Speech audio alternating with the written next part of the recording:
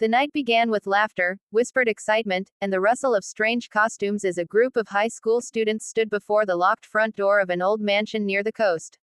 Masks, capes, and improvised outfits made them look like intruders, and in truth they were, though not for the reason one might think. Isaiah, confident and calm, stepped forward and typed a password into a hidden keypad. The lock clicked open, and the group slipped inside, careful to keep their voices low. At first, they wandered through the dark halls as if searching for valuables, opening drawers and peeking into dusty corners. The truth revealed itself when Isaiah located an exposed electric wire and began working to restore power. This wasn't a robbery. It was meant to be a secret costume party, a night of freedom and fun in a place everyone believed was abandoned. Before music could start or dancing begin, the lights abruptly died. Darkness swallowed the house. A few students gasped, but no one panicked. Phone flashlights flicked on, beams cutting through the gloom. Isaiah took charge again, his expression tightening as he headed toward the basement to reset the circuit breaker. He moved slowly, every step cautious, the old floorboards groaning beneath him. As he reached the basement, a pale face suddenly lunged out of the shadows. Isaiah stumbled back in shock, nearly losing his balance, before realizing it was only a human-like mask. He exhaled sharply and laughed under his breath. Upstairs, his friends weren't laughing. The basement door suddenly slammed shut with a deafening bang. They rushed to it, pounding and pulling, but it wouldn't budge. Just as panic began to spread, the door burst open violently. Screams echoed through the house, then died instantly as Isaiah stepped out, laughing hard. It had been a prank. He even snapped a photo of their terrified expressions. Moments later, the lights flickered back on. Shaking off the fear, the teens brushed it aside and carried on with their party, unaware that their presence had awakened something ancient and cruel. Years earlier, the mansion had belonged to a young man named Harold. He lived alone, devoted to his work, spending long hours in the basement photographing his creations. One night, as he adjusted his camera, the doorbell rang. When he opened the door, no one stood there. Confused, he turned away, only for the bell to ring again. Fear crept into his heart.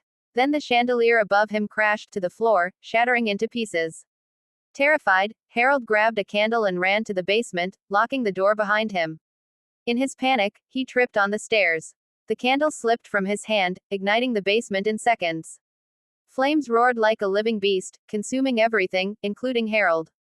35 years later, the house passed to Brat, a distant relative of Harold. Brat was delighted. After the fire, Harold's parents had mysteriously vanished, leaving him the sole heir. He had already hired a repairman to renovate and expand the property. While inspecting the house, Brat insisted on checking the basement, despite the repairman warning him that the door was jammed. Brat forced it with a crowbar, using too much strength and slicing his hand open. The repairman rushed him to the hospital. After they left, Brat's blood pooled on the floor, slowly creeping toward the basement door handle. The door swung open on its own, releasing a cold wind that swept through the town like a warning. That same night, Isaiah and his friends broke into the villa again. Strange things happened, shadows moved, sounds echoed, but the teens ignored them. Before the party could truly begin, Brat stormed in, furious, threatening to call the police. The teens scattered into the night. In the chaos, Allison, Isaiah's best friend, got lost in the nearby forest. She saw a figure standing silently ahead and called out, receiving no answer. No matter which direction she ran, the figure appeared again. When she finally collided with it, the figure screamed as flames engulfed its body. Allison fled in terror, tumbling down a hill, until a strong hand caught her. Isaiah had found her. The next morning, Isaiah reviewed the photos from the party. One image showed Margot standing in a hallway holding a Snickers bar. As he stared at it, a figure appeared in the same hallway in real life. A pack of nutcrackers fell from a vending machine nearby. Margot ate them and suddenly collapsed, unable to breathe. She survived, but Isaiah was shaken, the look on her face matched the photo exactly. When he tried to show her the image, it had turned completely black.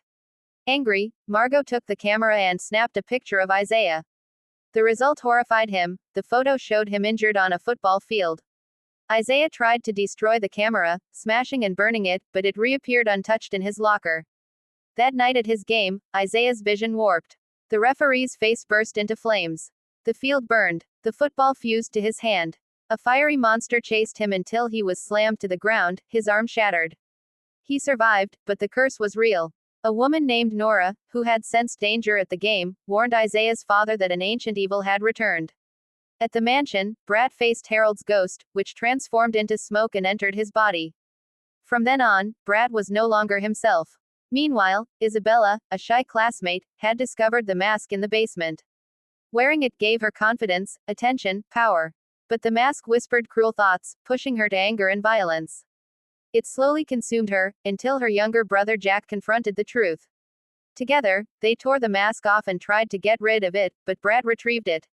Another student, James, became trapped in a time loop connected to a large clock in the basement. Each reset created a clone of her. Eventually, the clones turned against her, imprisoning her in an abandoned mine. Isaiah and his friends uncovered the truth and fought the clones, discovering that a blow to the head shattered them instantly.